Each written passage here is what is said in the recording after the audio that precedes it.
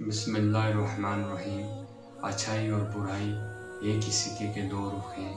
अगर बुराई न हो तो अच्छाई कोई शय नहीं है, लेकिन अच्छाई हमेशा गालिब आकर रहती है और बुराई ने मिटना होता है, चाहे जितनी ही उभर कर सामने क्यों ना आई हो।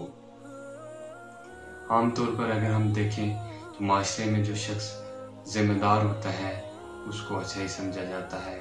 अच्छाई और बुराई है क्या? अगर दो आदमी जा रहे हैं, सड़क के किनारे एक कुत्ता प्यास से मर रहा है, एक आदमी ने अपनी जिम्मेदारी समझी, उसको पानी पिला दिया, अच्छाई ने जन्म लिया। दूसरा आदमी ये समझता है कि ये मेरी जिम्मेदारी नहीं है, बुराई ने जन्म लिया। कुत्ते को पानी पिलाना नेकी नहीं है, इसका किसी मजहब से तल्लुक नहीं है, ये इंसानियत है।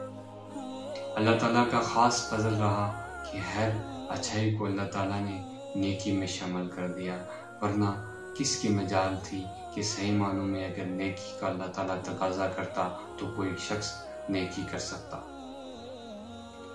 बात करने का मकसद ये है कि अच्छाई और बुराई दुनिया में नमूदार होने से पहले हमारे जहन में आती है।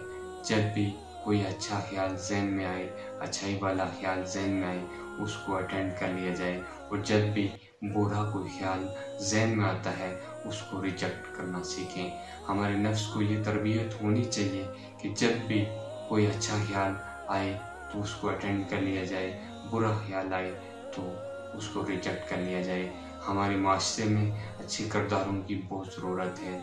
अगर हम अपने नफ्स को ये तरबियत दे देंगे तो यकीनन हमारा माशरा एक बेहतरीन माशरा होगा, अच्छाई गालिब आएगी और बुराई मिटेगी, हम एक मिसाली कौम बनेंगे। अल्लाह ताला से दुआ है कि अल्लाह ताला हमें अच्छाई पर कायम दायम रखे, और अच्छाई में ग़लबा है, इसी में कामयाबी है, इसी में हमारी दुनिया और आखिरत की कामयाबी अच्छाई में है कि हम अच्छाई को फैलाएं। ये हमारे दीन का हिस्सा है, ये हमारा फ़र्ज़ है कि अच्छाई को फैलाएं। अगर मेरी ये वीडियो आपको अच्छी लगी है, मेरी वीडियो को लाइक और मेरे चैनल को सब्सक्राइब ज़रूर कीजिएगा, ताकि मैं आपके लिए मज़ीद वीडियो बना सकूं। अल्लाह नेगहबान।